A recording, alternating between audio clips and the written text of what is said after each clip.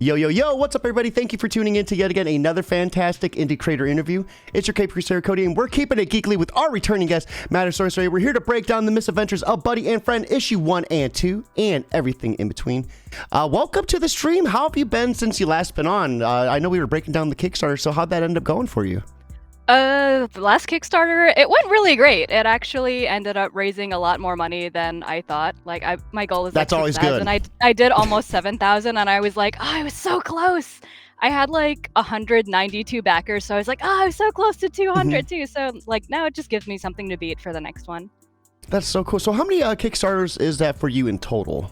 Oh my goodness. With this current one, this one's my 7th, the Misadventures of Buddy and Friend. Yeah, I've been busy, but also it's been spread out over the course of, oh my god, how many years is it? How many years ago was 2021? Two. yeah. So yeah, it's been, 7 campaigns since March of 2021, which I think is probably it feels like 2 or 3 years ago is almost like a decade ago. Like that time period, like 2020 feels like it was literally like a decade ago. Oh my god, yeah, time is an illusion. Like, I don't know what's going on anymore. We've just fallen into a vortex or like a black hole or something, and we're just toilet paper around. Shortages and everything. I remember it like it was yesterday almost. Oh my god, it practically was. So we have some people over on chat actually. We're collecting with Durs at work currently, but stopping by quick. Hope you're having a killer day. And we have CM Holy dropping in over on Twitch as well. So speaking of that, for everyone who might be new, can you give us a quick crash course on who you are, how you got into creating comics? Oh my god. I'm not a Sorcier. I'm a self-taught artist and writer from Bronx, New York, who kind of stumbled my way into the comics world, I guess. Like, I've always had story ideas in my head, but I never knew if I wanted to go like comics or what I really wanted to do. So I just kind of sat there with like all of these characters in my head, like working retail, basically. And yeah, then I started trying webcomics in 2013, and I eventually moved on to doing print comics in 2021, which is, 2021. It's almost like daydreaming, like during your job is like what helps get you through it, right? Like, oh my god, it is my coping method. Absolutely.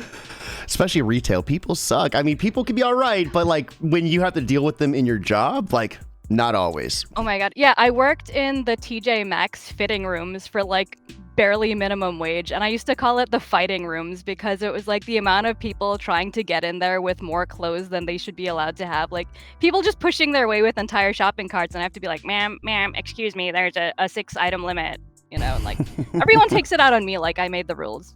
I know, I just work here. Like, stop this. Like, yeah, dude, like I'm getting under $7.50 an hour after taxes. You think I want to be here? So, I mean, during those times you were thinking of a lot of different comics. Did any of those comics come to life? Like, did you see any of those actually like transpire from just ideas to actual print? Yeah, I mean, Sacrimony was like my baby since I was like 12 years old, which is, my god, like 26 years ago. Like, it's just been sitting around in my head, kind of like growing and evolving as like I got more worldly experience, and like to actually be able to make that a printed thing that people wanted and were like giving me money for is like so surreal. Mm-hmm. Buddy and Friend was more of like a spur of the moment thing back in like, I started thinking about it in like 2012. I launched it in 2013 as a webcomic, and it was more of like, that was like therapy for me because I was going through such a rough time with like work and just like, everyone around me just being really weird. And yeah, just, it was a good distraction coming up with that because it was like I went through a period of time where I actually didn't really draw or think about any creative stuff for like a good 5 years. So like that was me, kind of like pulling myself out of the hole little by little, and it's like working on it, just it gave me something to look forward to, like a sort of like structure, a routine. It gave me a reason to get out of bed even if it was like at like 3 p.m. Yeah, I bet it felt amazing though, right? Like picking not back at first. Up. Really? No, it was hard because I was so out of practice for like after 5 years. So it was like I struggled. Yeah, I struggled to like figure out what to do. I had to like kind of reteach myself how to draw, and like I didn't know a whole lot about like actually making comics. So I learned a lot through working on Buddy and Friend. But yeah, it was just like it healed me, and it has such a special place in my heart because of that. Yeah, I can relate to that. I just started picking up guitar for the first time after like 2 years of not really playing it, like just like dabbling. But and I could not play the way I played before, and like I felt defeated. Like I put it up, I'm like, man, like I used to be able to make this stuff sound good. Like I know it's not out of tune. Like what is going on here? Like how did you like kind of work through those feelings yourself when you first dove back in? It's a matter of being patient with yourself. Like I let myself be uncomfortable. I let myself, try to take like a week to figure out how to do a page, and like you realize after you keep doing it over and over again, it does start to get easier. Like there's kind of a rule in comics where it's like at least your first 20 pages are gonna suck. Like especially when you're just starting up and you're starting with like a new style, and like the first 20 pages, 20 to 30 pages are going to be pretty bad. And then like once you get that out of your system, then it starts to feel a little more comfortable. I mean, even now, like with something as simple as Buddy and Friends, sometimes I do still find myself stumped and I'm like, oh man, like what am I going to do for this page? How am I going to plan it out? But it's just, you have to work through it and be patient, and like the answer might not come to you right away, but it'll eventually come to you, whether it's like, a week or two from now. So everyone that is watching, this campaign is still live. Right here is the link to check this out with us. It is New Comic Book Day. You have nothing to lose by backing this project, but if you're unable to, we understand that simply putting this on Facebook and Twitter, anywhere you can, word of mouth is 100% free, and getting this link sent to as many people as possible is what we're trying to do. So this sounds like I checked out some of the interiors as well. This looks like a lot more of a fun-filled like adventure compared to your other work. Like how is that for you? Changing up like almost like completely from your genre. As a professional, I guess it's scary because it's like definitely I'm expecting people to be like, oh, that's not sacrimony, I don't want it, like what is this? But like as a creator, it's fun. Like I don't like doing the same thing over and over again. So like if I did like a third comic, it would be something completely different. Like it might be like some random, I don't know, like sci-fi thing or whatever. I hope I don't have to do a third comic though. I don't have time for that.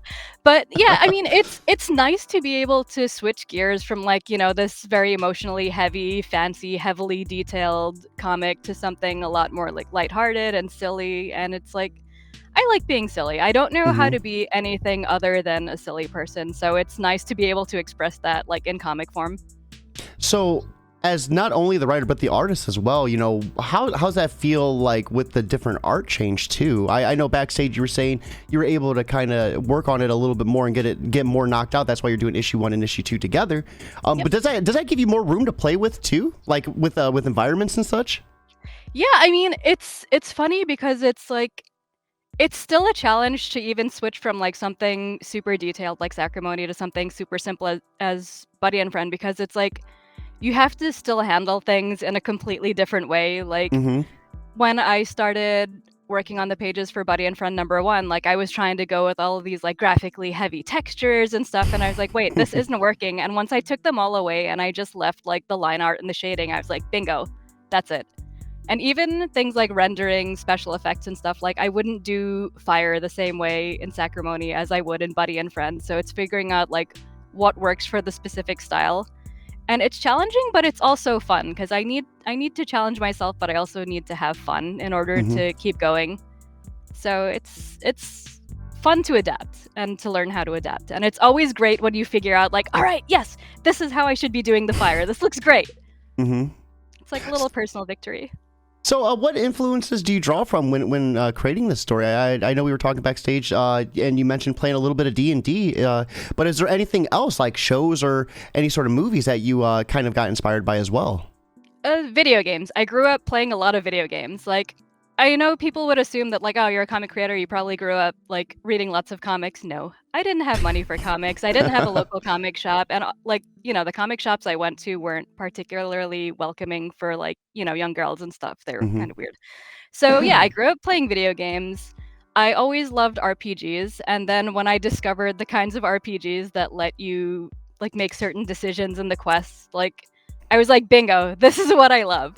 I love being like absolutely chaotic stupid and just making like the worst possible decision just to see what happens. Because I mean it's always like, all right, if you complete the quest properly, it's gonna happen, you're gonna save the day, you're gonna get the reward, but like, all right, well, what if I kill the hostage by accident? Like what's gonna happen? Or like, like in Fallout, like, all right, well, what if I nuke like Megaton City? Like, what's gonna happen? And oh my god, in Fallout 3, I always loved the guy on the radio, Three Dog, when he would Oh, he's actually so talk about awesome. the things that I did. It's like, oh yeah, that vault. What was it? 101 was it in I Fallout think 3? so. Or Yeah, it's like, oh, Wasteland Survivor or something like that, right? I forgot what the nickname was because it's been a very long time. But when he'd talk about like all of the horrible things I did, I'd just be like, "Yep, I did that. I want to watch the world burn." He's like Three Dog, dude. One of Yes, the best radio personalities ever. I loved it. absolutely. I He's loved an it. absolute legend. We actually just had someone on not too long ago who did a mod for Fallout 4. They were a radio host of like some cyberpunk, steampunk like type of channel on there. That's what a small world. It's such a cool thing. I really am a big fan of RPGs. The decision making where you can really, dive into, the morality of things, right? Like Yes. I don't want to be an evil person like out here. But like in my own little world, like these people are gonna burn. Yes, because it's like, why not? Let's see how bad everything can get, and let's see if there's consequences for being terrible. Because sometimes there are, and the consequences are equally fun. So we or have we have a little bit of chaotic neutral vibes coming from the video games. What else? Do you listen to any sort of music to put yourself in any sort of mindset when creating the art for this? Like, what's that creative process look like for you? Music, I just listen to whatever I have, like, on Pandora or Spotify or Hmm. whatever. I don't really have specific playlists for things to put myself in the mood, so I just have, like, a massive playlist that's, like, the most tripolar playlist you'll ever see, because it's like, there's some metal, there's, like, Hmm. some electro swing, there's, like, some pop music, there's just, like, a bunch of random things just mishmashed, and it's, like, it's just things that I like to listen to. Like, nothing specifically like, "Oh, this reminds me of that character." Like, I don't think I think like that. No, hey, that happens too. I mean, for me, I work really weird. Sometimes when I'm editing podcasts, I'll have like a video game playing. I'll have like a podcast up here, like like a visual, and then like something else on my phone playing. Like, and it's like I'm trying to pinpoint like two different audio tracks. I don't know why it works for me, but distraction like is king Yeah. for me. Yeah, actually, sometimes it's like drawing while watching Netflix or whatever. Like, it shouldn't work, but it does. Like, Yeah, it sometimes does.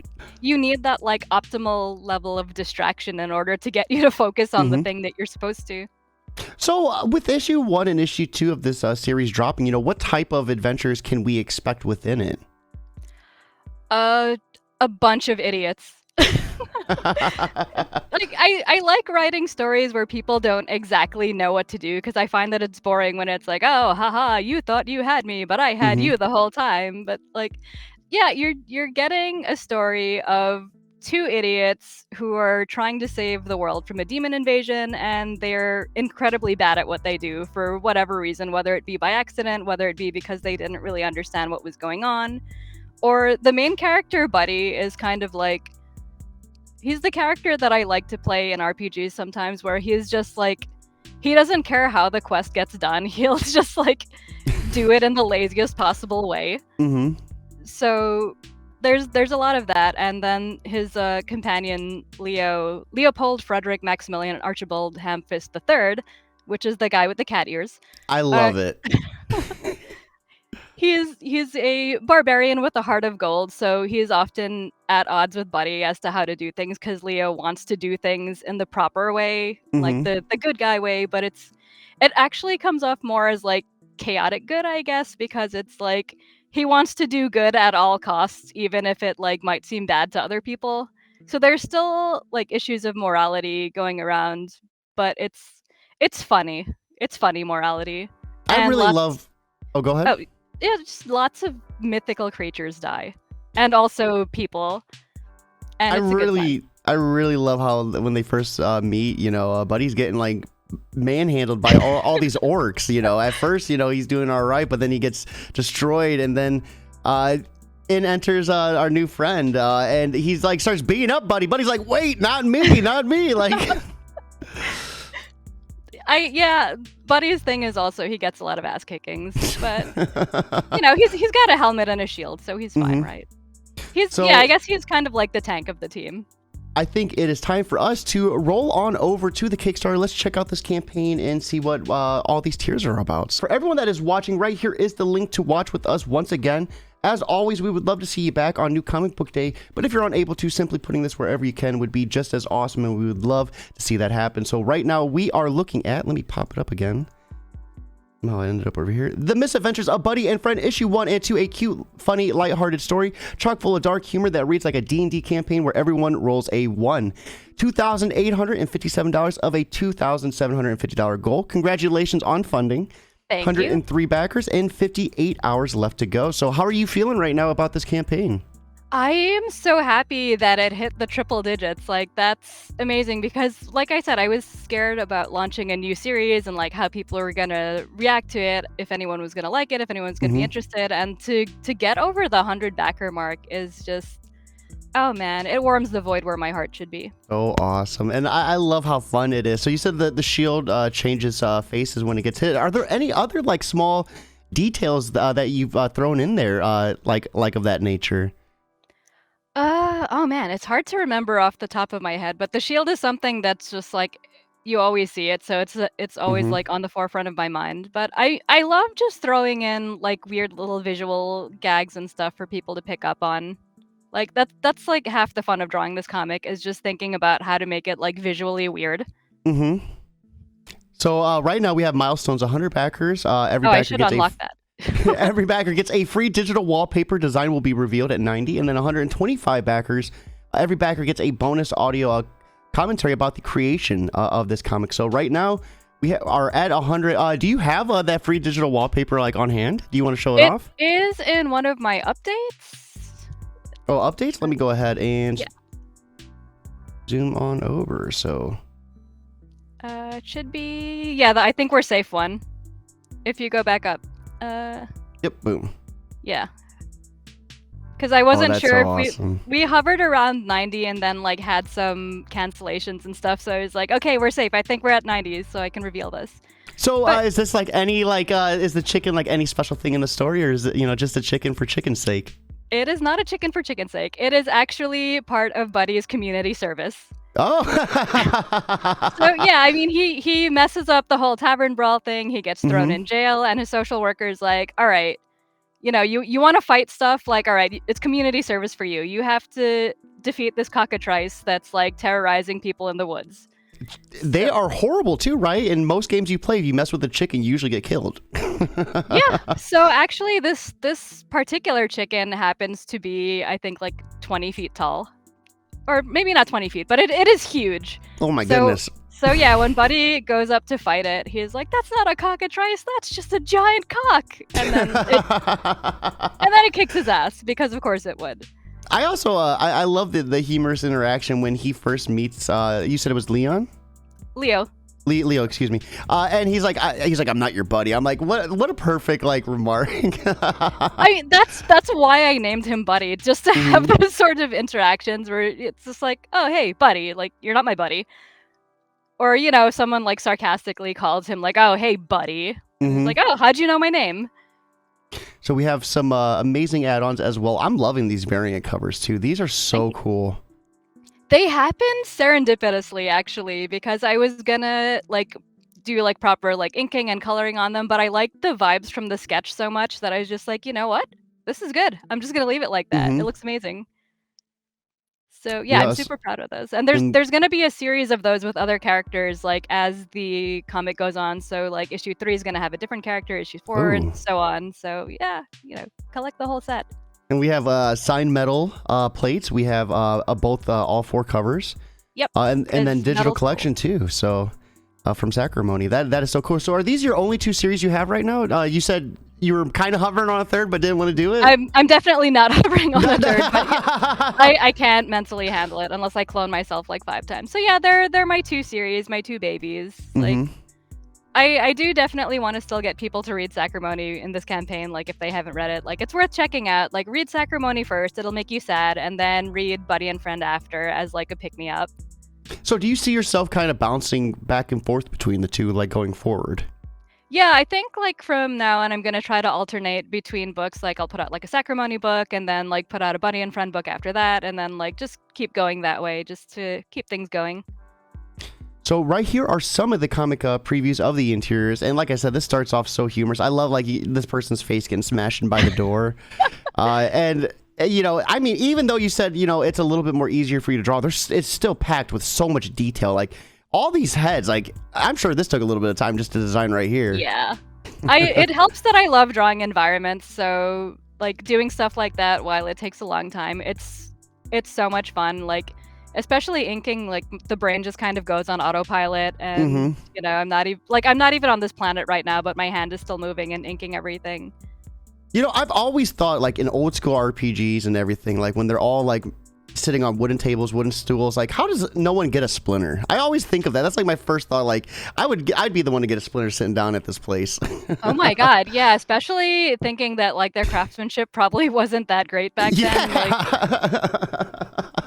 oh man, I could have made something about that, but I didn't think about it. Future reference. I'm weird like that too in horror games. My first thought is like, it's not like, oh, this is scary. It's like, I wonder how this place would smell. Like all these dead bodies like this, they would be putrid in here. Like, yeah, or even horror games, horror movies. It's just like, all right, there's a dead decaying corpse with like maggots coming out of the eyes. How is nobody throwing up? They're just like, dude, what happened here? Oh, I don't know. We gotta pull a key from it. Oh my God. Oh my God. Right. Silent Hill, where James pulls the wallet out of like a toilet. Oh. And it's like the most vile looking toilet ever. I'd just be like, nope. So it's just me yelling at James, like, James, what are you doing? James, don't be an idiot. You're gonna have to wash your hands now. So and he doesn't. Our introduction to Buddy, and I love this, like with the mace. We have an orc with braces too. I didn't even catch this the first time. That's hilarious. Yep. That's so awesome. Yeah, that's the visual weirdness that I love to add, where it's just like, all right, well, you've got an orc with braces, and the other guy, their leader, has like a little propeller beanie on his helmet, because why not? Like, just make it weird. That's my motto. Just make it very weird. And I love too, this isn't like a kid-friendly comic. Like this does get a little gory. It does get a little bloody. They do say some cuss words. So maybe like a teen. Yeah, I'd say like 14 plus, because like I'm like low-key or actually high-key angry that like comics and cartoons for adults tend to range more on like the ugly side, like Rick and Morty, Family Guy and stuff. Like they're effective, but they don't look that great. So I want to kind of bring my own like nice, sharp, polished style into something that's incredibly silly, but still like geared towards an older audience. It's hard sometimes because some people are like, oh, it's a kid comic, right? Like, no, please don't get this for your 8-year-old unless you're okay with unless you're okay with what's going on. Like when I sold books at conventions back in the day, like I'd be like, here's like the worst part of the book. If you're okay with your kids seeing this, you can buy it. Otherwise, like, don't complain to me. Yeah, I just I got tagged on a thread this morning for Twitter. It's like a podcast someone can play in a store to their customers, and I got tagged. And I was like, hey, I love you to death, thank you, but like we cuss. I talk about not safe for work stuff. Like I just want to throw that disclaimer. You do not want to be playing some of my shows like when there's certain people in the story, because they might not come back. Oh my God, the pearls will be clutched and they will never be unclutched. Like we've had some crazy conversations on here, and speaking of crazy, Buddy's in for one hell of a time. He goes to take out this orc, and there's a birthday party happening. I just love how it's like just like all out brawl, and then like birthday celebrations coming in. This is just awesome. Like he thinks he's won, and then boom, surprise. Yep. That last panel where he's just like, shit. Also one of my favorite panels. And I just love right here, just like you have her swinging with the mallet right there. Just like I love the action in this. And this is where you can really capitalize on like the fun nature of this, right? You could really just get away with so much. Yeah, and what I love about the art style is that I can do like all of these super exaggerated expressions. Like when he actually gets hit with the sledgehammer, like I love his face there if you scroll down a little, and it's like just look at that face. Yeah. Like, I love being able to do over-the-top expressions with this sort of style. Like it adds another layer of just like how much thought was put into everything. Even though it looks super simple, like it definitely still takes a lot of thought to figure out how to do it effectively. Well, I mean, like the helmet, the blood, like that's getting more and more as he's getting smashed more and more. Like, I mean, yeah, I love your attention to detail in this. Thank you. And then like when she gets up there, just like beating the crap, and then this dude's like just admiring it, like off to the side. Yeah, because it was his birthday, so you know, this is his friends just doing something good for him on his birthday. It's the best, worst birthday ever. Also, an awesome name for the tavern. What ails you? Chef Kiss. Ah, thanks. That was actually a throwback to Diablo 1 with Pepin the healer. When you go up to him and you talk to him, he's just like, "Oh, what ails you?" Oh, crap! Yeah! That's Dude, how long I've been playing throwback. games. Yeah, I don't... That game is so expensive. Like, did you play on PC or PlayStation 1, though? The first Diablo on PC. Yeah. See, I remember my first introduction was the second one. And holy crap, I was in love with it. It was my first time really playing like a game like that, like a game where you're online, you can play with other people in a server. Because I came from like the PlayStation era, like lived out in BFE, and then my sister was the fancy one with the computer. So when we got to go over there, dude, it was like a whole new world. Yeah, I've spent lots of years playing Diablo 2. Like, it was an addiction. It was crazy.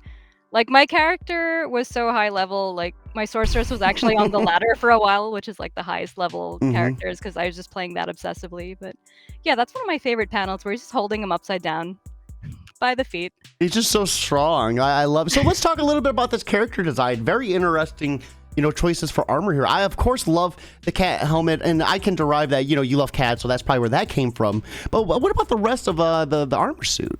So, actually... The cat helmet, it was originally bunny ears, but at the time that I was thinking of Buddy and Friend, like Adventure Time was super popular, and I was like, I didn't want to be accused of ripping off Adventure Time.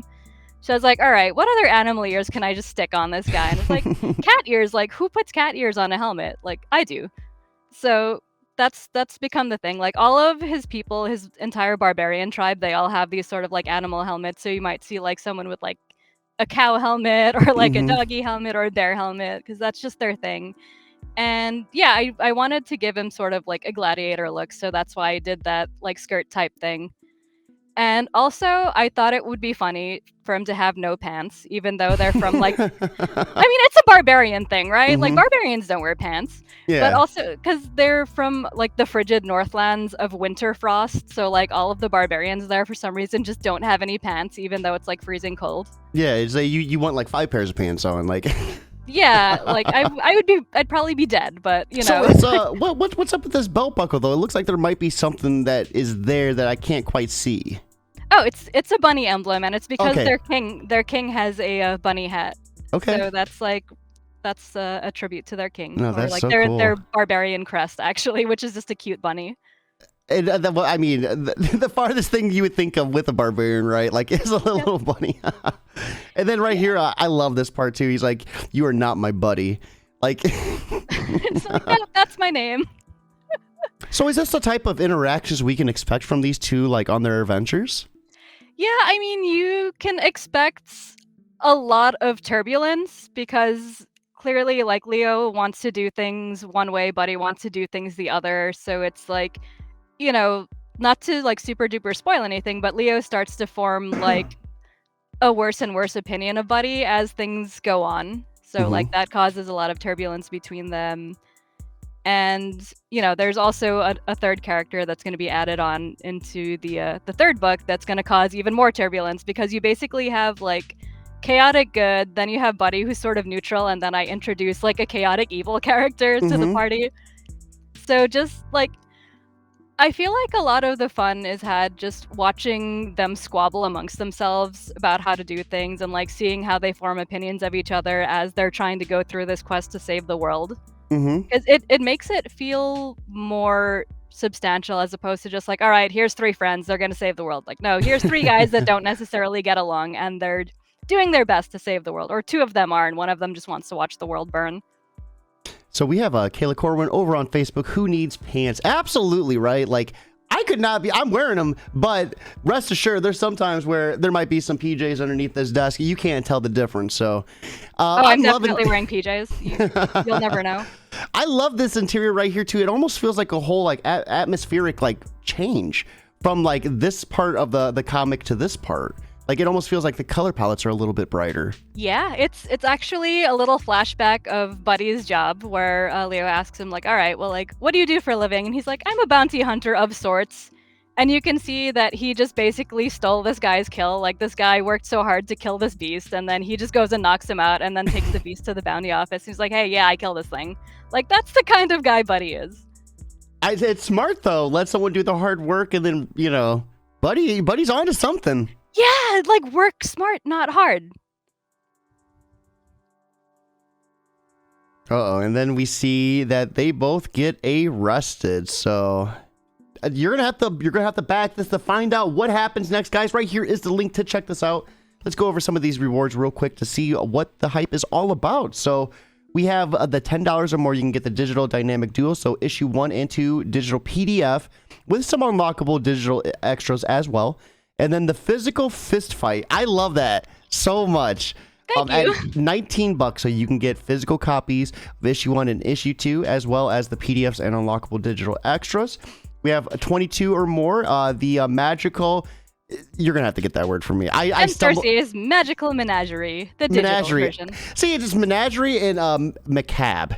Because there's an R in it, or am I saying that wrong? Macabre. Macabre. They both throw me off. It's like you do not look the way you are pronounced. Like, not at all. I guess menagerie is a little closer, but it's a bit of a tongue twister. Too many syllables for my liking. So you get Sacrimony issue 1 through 5 PDF, along with Buddy and Friend issue 1 and 2, and some unlockable digital extras as well. And then we have the Vivid Virgin variant. How hard was it for you to come up with these titles? Oh my god, I hurt my brain. Like, there were some where I just couldn't get alliteration for them, so I'm just like, whatever, metal comics. But like, I had a 90% success rate, I'd say.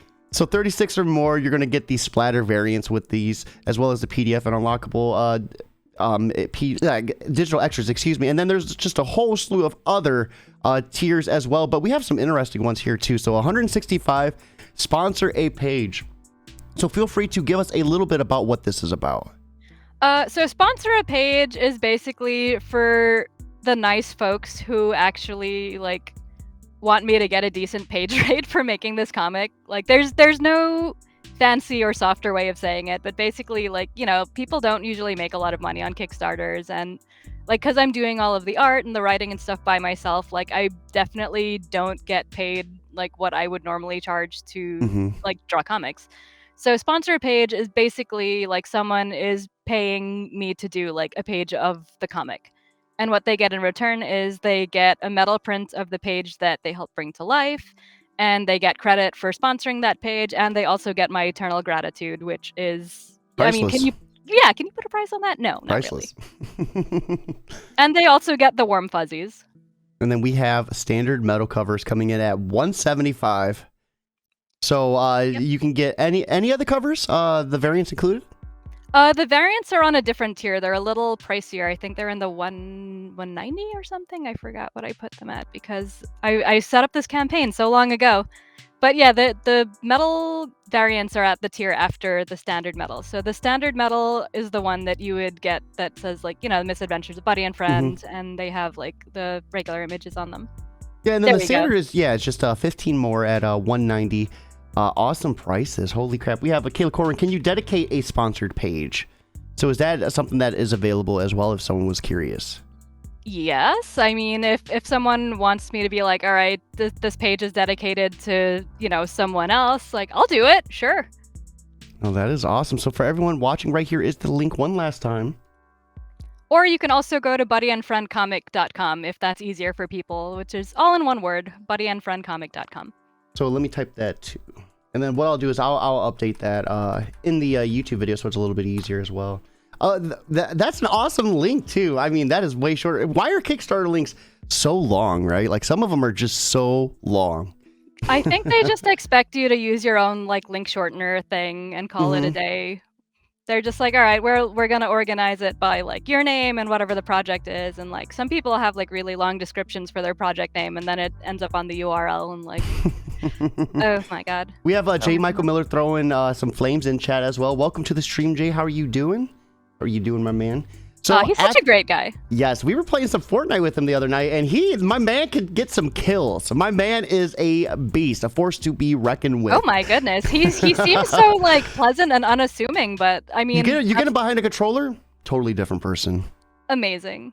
So it's always the nice ones who are the killers. Right. So after going through your Kickstarter, what would you like to say to anyone who might be teetering on that fence about backing? If you just had a few seconds to kind of reach out and address them.